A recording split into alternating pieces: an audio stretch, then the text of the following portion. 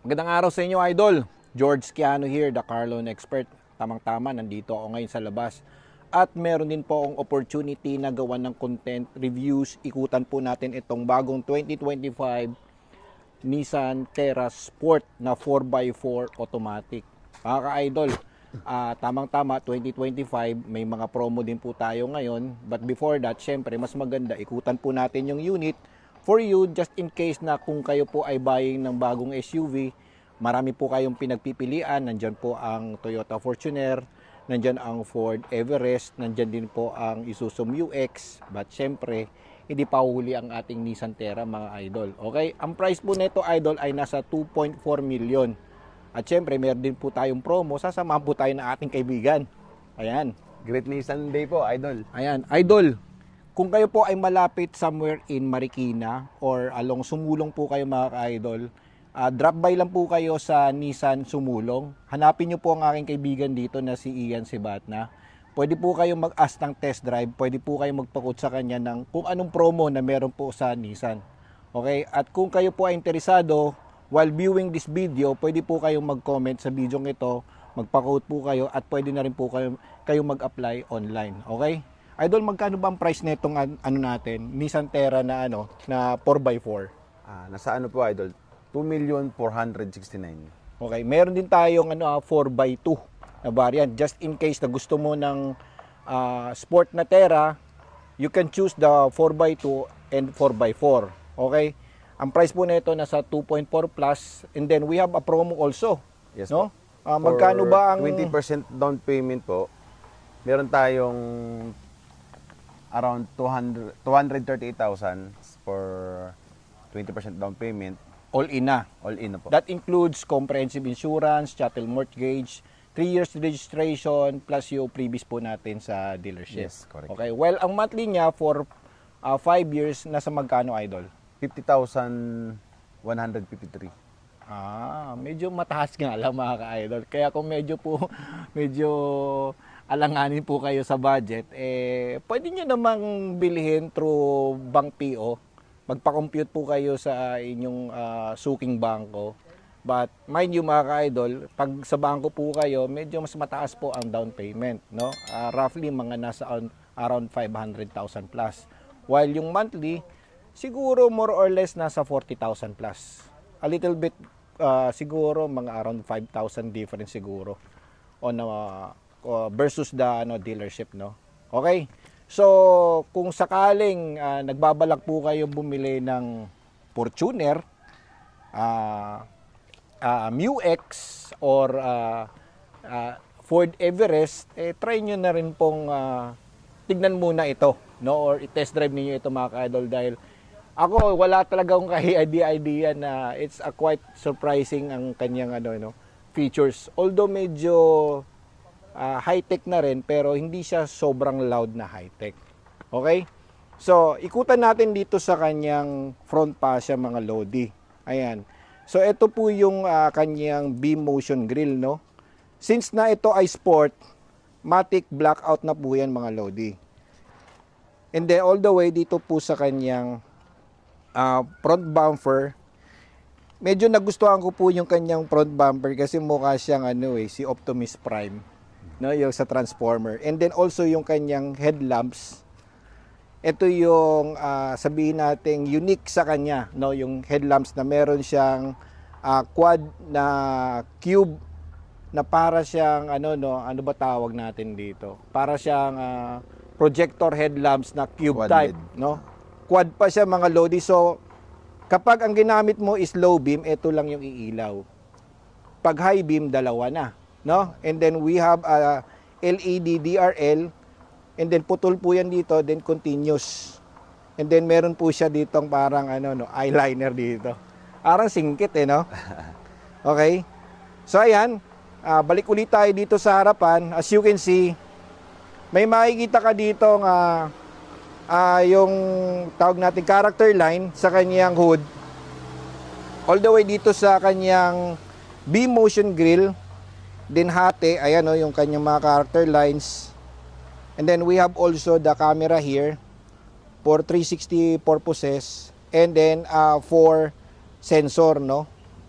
Front and back, sa harap, 4, sa likod din po 4. And then, naka 360 camera po itong mga Lodi. Ayan.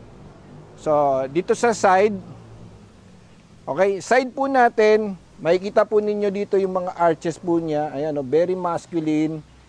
Tapos may baywang po siya sa bandang likuran. And then we have an aerodynamic na roof rail. Okay, pwede rin kayong maglagay ng roof rack din dito. And then yung kanyang side mirror. Okay, syempre, kulay black. Then naka-integrated side turn signal lamp. We have also a camera here. For 360 na rin po yan mga idol. At syempre meron din po siyang tinatawag na blind spot, ano? Okay? Sa side natin, meron ka ditong parang ano lang naman siya. Hindi naman siya talaga original Benz, no? Parang accent na lang ito eh. And then dito may makikita ka dito na ordinary lang yung kanyang running board. Standard po sa kanya yung mga mudguards, ano? Yung harap at likod. Tire size po natin, okay, guys, ito yung kanyang gulong, no? Ang size po ng ating gulong ay nasa 18 idol. okay. Tignan natin, nasa babanda 'yon. Ayun, 255 by 60 R18. So 18-inch alloy wheels. Painted black po ito dahil siyempre sport po tayo, no? Ventilated disc and then double wishbone yung ating suspension. Equipped na rin ito ng ABS, EVD. Guys, meron tayong wheel well cover, no? Ayan, yung plastics na yan. So, madaling linisin po yung ating mga talsik-talsik dito ng mga yung mga let's say, pag nag 4x4 tayo sa mga muddy places, ayan. Okay? Then, dito naman sa bandang likuran, okay, still, ganun po yung kanyang size din sa harapan. And then 246 6 lug nuts, and then ventilated disc din po ito. And then yung ating suspension naman is 4-link coil spring, and then standard yung kanyang mudguard. Guys, nandito po yung kanyang gas lead. Idol, may idea ka ba kung ilan ang fuel tank capacity nito? Nasa 78 liters. 78 liters. Okay. Anyway, the engine size is 2.5 liter po ito.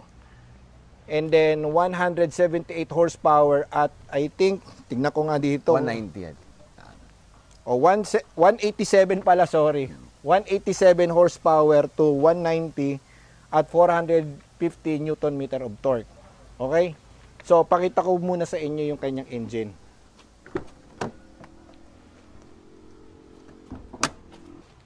O guys, dito naman tayo sa kanyang under the hood. Narito po yung kanyang hood. Ayan. Double walling tayo. Meron tayong heat insulator dito. Pop rod ang gamit. Pero kung meron po kayong additional budget, pwede po kayo magpa-hydraulics. Again, 2.5 liter turbo diesel engine po yan. Then 7 speed with select shift, pwede po kayong mag-manual. Okay? So, talking of fuel consumption mga Lodi, ano? Okay, ang fuel consumption po nito, average lang, ano? Siguro mga nasa around 7 to 9 km per liter. 7 kung yan po ay medyo matraffic. Okay, 9 km per liter, medyo okay yung takbo niya, medyo walang masyadong traffic encounter. Depende po yan sa inyong driving habit, load condition, weather condition. And then also kapag nasa highway naman po kayo, siguro mga nasa around 12 km per liter, maximum of 18 km per liter. Again, depende po yan kung saan po ninyo gagamitin ang sasakyan. Okay? So tara, ikot naman tayo sa bandang likuran. Dito naman sa bandang likuran, ayan, una mo makikita sa top is yung kanyang shark fin antenna. At lutang na lutang yung kanyang rear spoiler. Meron tayong rear washer. Third brake light, LED po yan.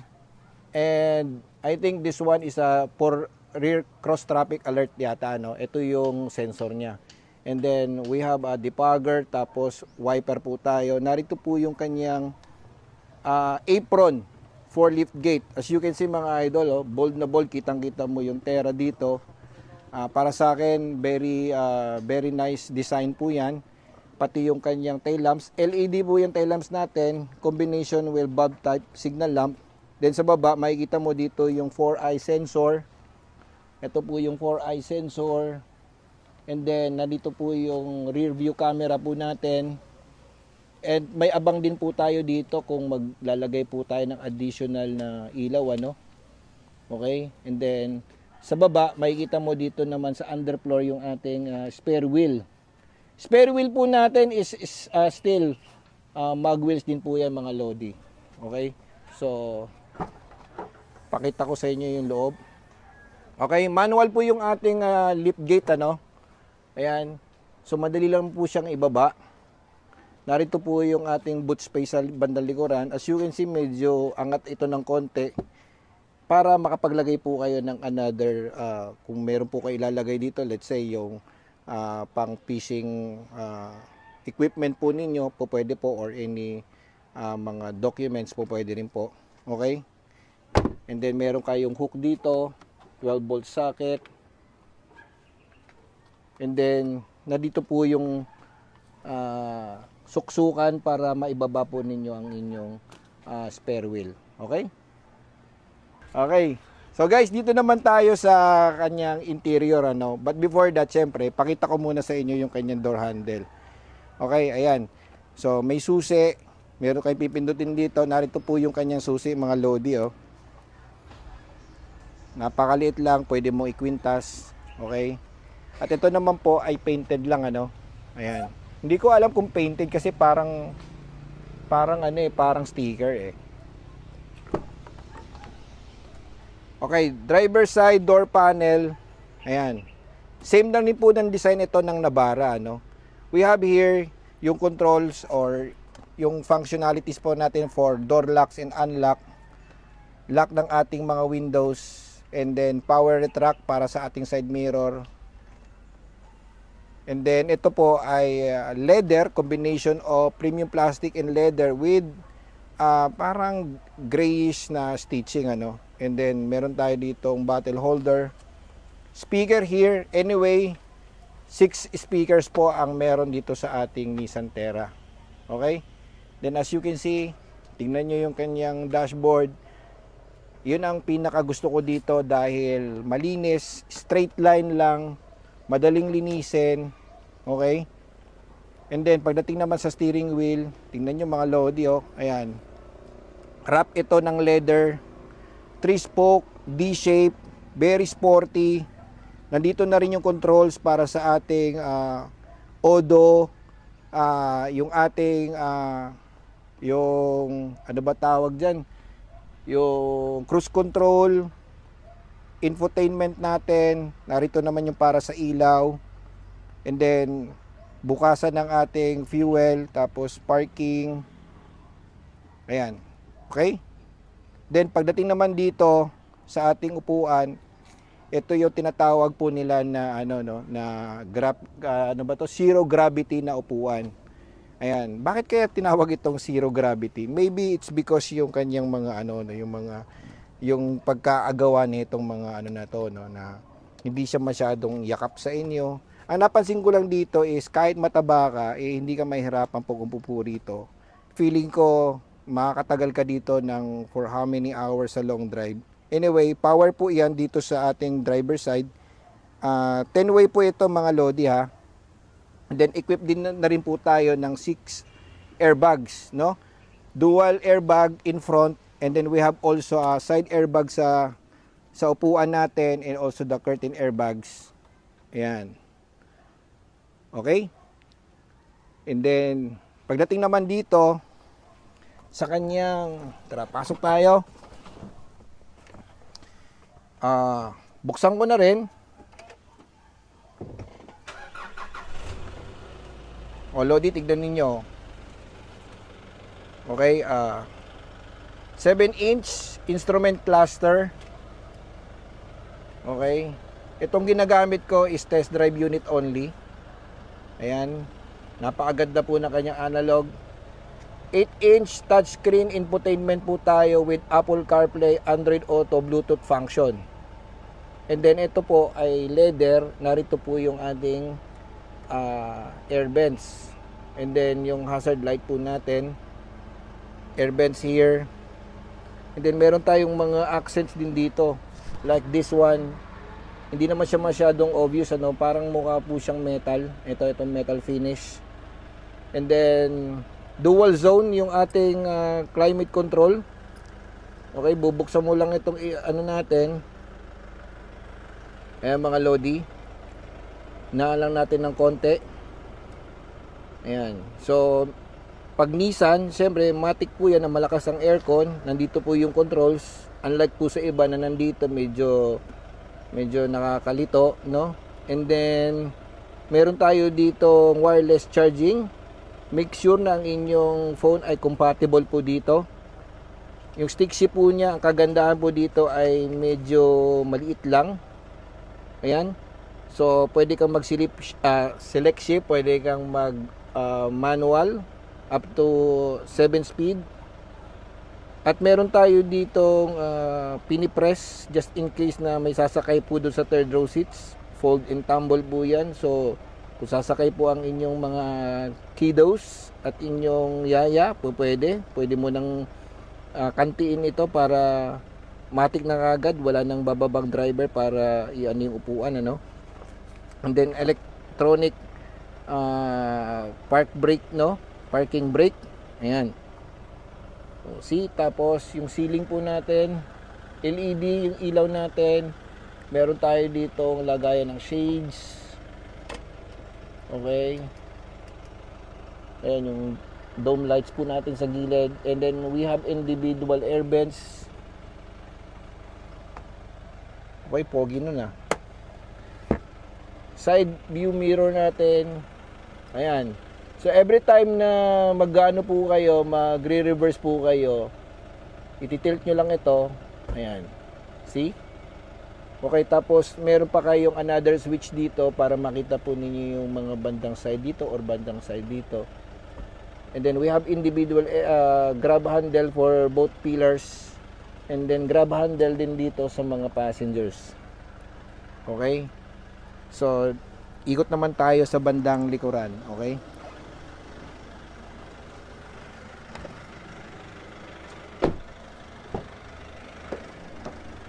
Dito naman tayo sa passenger side, no, second row seats. Pasok muna ako. Ayan, sobrang komportable, maluwag po mga lodi. Narito yung kanyang individual air vents. At narito yung controls, no? And then meron tayo ditong for movie purposes, no, HDMI na rin po ito. At meron po yung ano para doon sa likod do yung ikakabit mo yung HDMI. Hindi namin masyadong ginagamit ito at hindi ko rin ito nakikita pa masyado lodi, ano. Okay. Door panel po natin. Ayan, simple lang naman. At meron tayong cup holder, speaker here. Also, we have here a pocket. Ayan, para madali mong mailagay ang iyong laptop or anything, cellphone. We have a USB-C for charging. Type A for charging sa ating mga iPhone. We have air vents also here. So, napaka-generous pagdating po sa air vents. Ito, wala na masyadong umbok dito mga idol, center gutter. And then 60-40 split fold po tayo. Ang kagandahan dito is madali mo lang itong ma-fold and tumble. Tignan nyo itong mga lodi, oh. Hantiin ko lang to. Ayun. So, pasok na kayo kagad dito. Oh, check ninyo ha. Oh, ayan. Uupo ako yung banda sa likuran. Ayan. Oop. Ayan. Nandito yung kanyang HDMI. Okay. Ayan. Meron din kayong USB port here. May lagayan kayo dito ng konting siguro mga cellphone. Okay. At syempre, when it regards to height, depende po ano sa sasakay. Kung kagaya ko, 2 tao lang ang kasya. Pag mga bata, siguro mga 3. hindi siya advisable for long drive dahil medyo, alam mo na, ito medyo sacrificial ng konti. Instead na dapat flat po ito, medyo sacrificial ng konti. Okay? Tapos iyan, nare-recline naman, dito mo lang hihilain. Tapos meron tayo ditong headrest. Ayan. At pwede mo nang dukutin din dito yung mga gamit mo sa bandang likuran. Ayan. So, tara, baba tayo ngayon.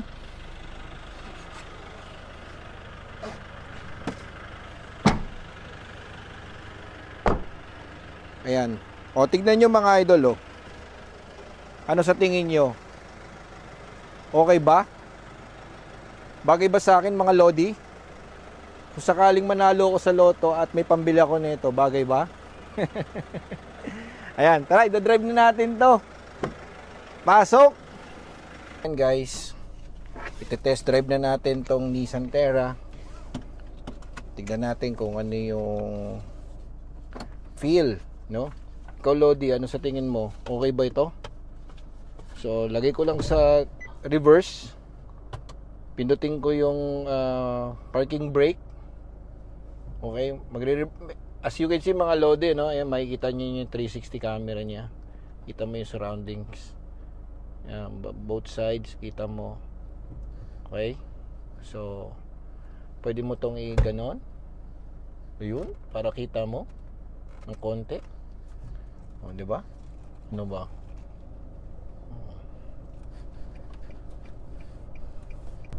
Ang kagandahan dito mga idol is una 4x4, tapos 2.5 liter yung kanyang engine displacement. Ang kagandahan po sa 2.5 liter na engine displacement is matibay. Based in my experience, way back nung panahon po ng Toyota days, sobrang ng tibay ng mga 2.5 engine tsaka yung 3.0.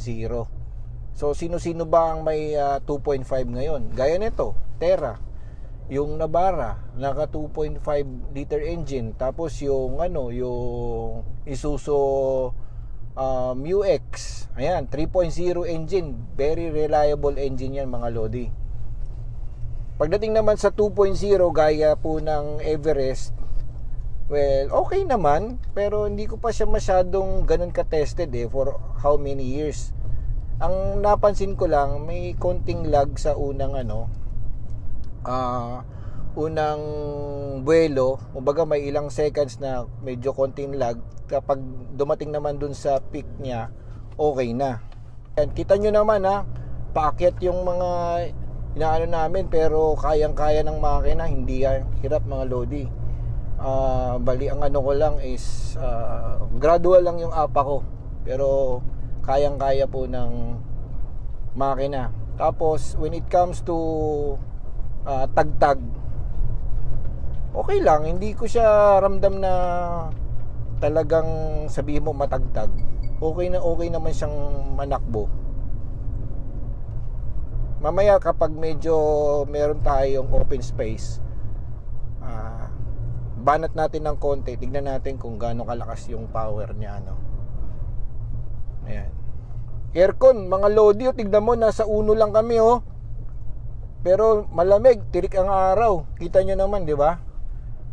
Anong oras na ba ngayon? Nasa 2:00, tirik ang araw mga Lodi, pero 1 lang ang gamit namin. Sabi ko nga sa inyo kapag Nissan ka, para kang bumili ng rep.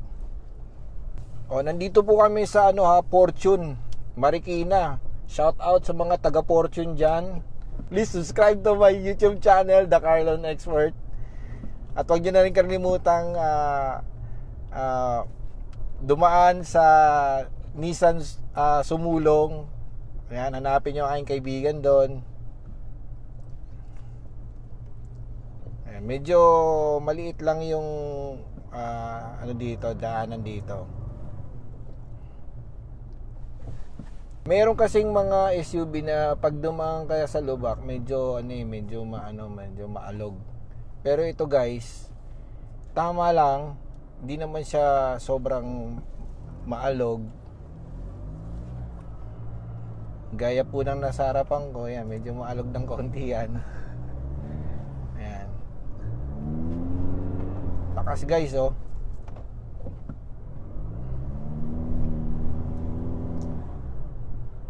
Yan, paakyat to guys, oh.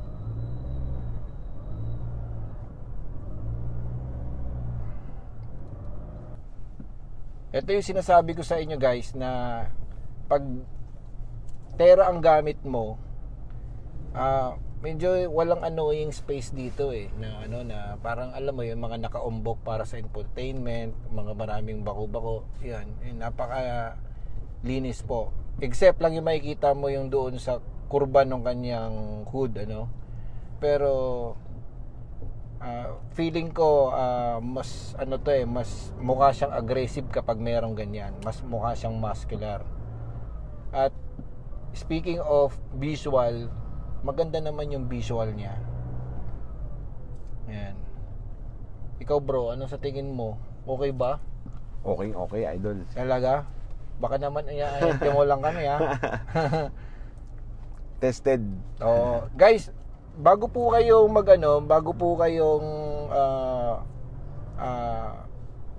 mag-decide na bumili ng SUV, mag-test drive muna kayo para mas ma-appreciate po ninyo yung tamang pagbili po ninyo. Kaya kanina may Fortuner, may Mitsubishi. Ayan, meron tayo dito ng harap ng MU-X, oh.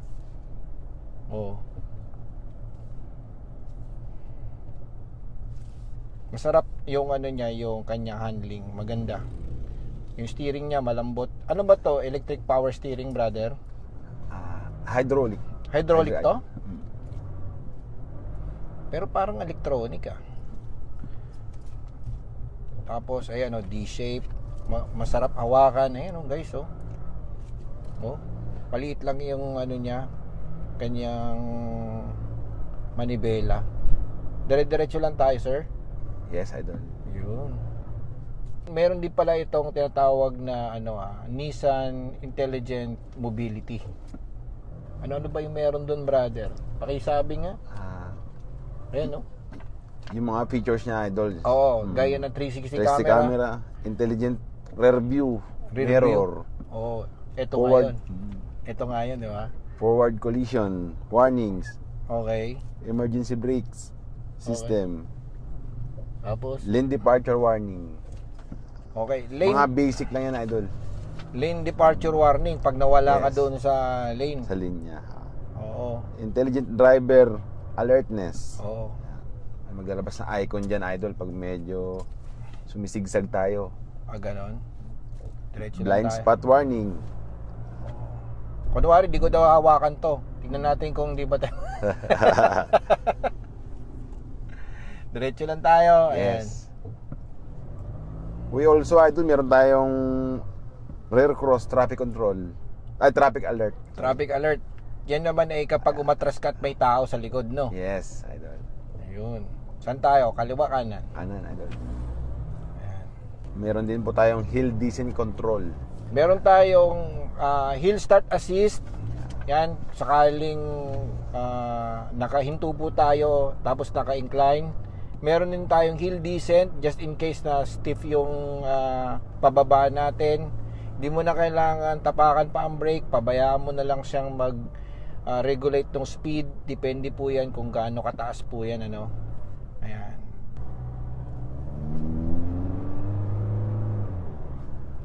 Responsive na-feel ko lang dito sa sa unit na ito, Pag inapakan mo, response agad. Parang ito, yung makina nito, parang same lang rin ng makina ng MU-X. Na pag mo, piniga mo, bigay ka agad. Yan, wala naman masyadong vibration. Para rin siyang gasolina. Yun nga lang, syempre maririnig mo yung diesel engine niya. Ayan So, speaking of downside, okay. Yan ang mga kursonadang topic ng mga buyers Ano ba downside niyan, Sir George? Sa akin wala akong masyado pang makitang downside. Unless kung meron na ako nito, Pero ang typical na naririnig ko ngayon or nararamdaman ko ngayon is yung engine noise. Unlike kasi sa Everest, hindi mo masyadong marinig yung engine noise. Ito, rinig mo na kagad yung engine noise niya kasi yun nga, diesel. Pero yung diesel din naman yung isa, pero hindi mo masyadong ramdam or rinig ano. Sa MU-X medyo mas tahimik ng konti. Ito, maririnig mo talaga yung engine noise niya as diesel. Pero vibration, okay po siya. Wala siyang malakas na vibration. Yun lang naman ang ano ko so far, no, na ano ko sa kanya. In terms of handling, okay siya. Brakes, malakas din naman.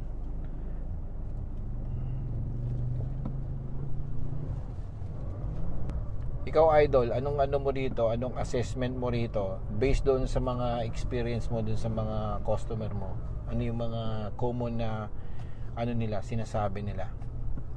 Comfort, Idol. Comfort at mabilis daw. Ganon.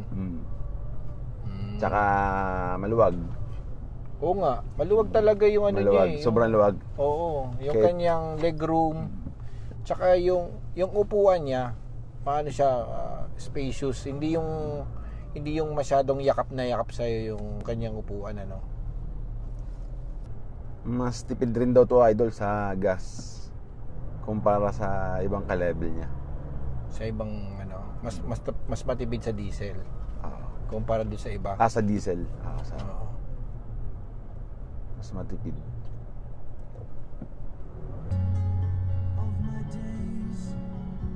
Maganda yung tunog. Naka-boost, Idol. Boost. Boost. Boost. Boost. Saan tayo? Kanan, Idol. Ganda. Ganda yung tunog. Ayan guys. At least napakita na namin sa inyo kung ano ang meron dito sa Nissan Terra Sport.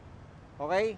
Again, kung sakaling kayo po ay pabili ng Nissan vehicles at malapit po kayo dito sa area ito, ito po ang hanapin ninyo. Si Sir Ian Sebat na Nissan Sumulong, or pwede rin po kayong mag-comment sa video ito, i-follow nyo ako sa aking Facebook page, The Car Loan Expert. Thank you!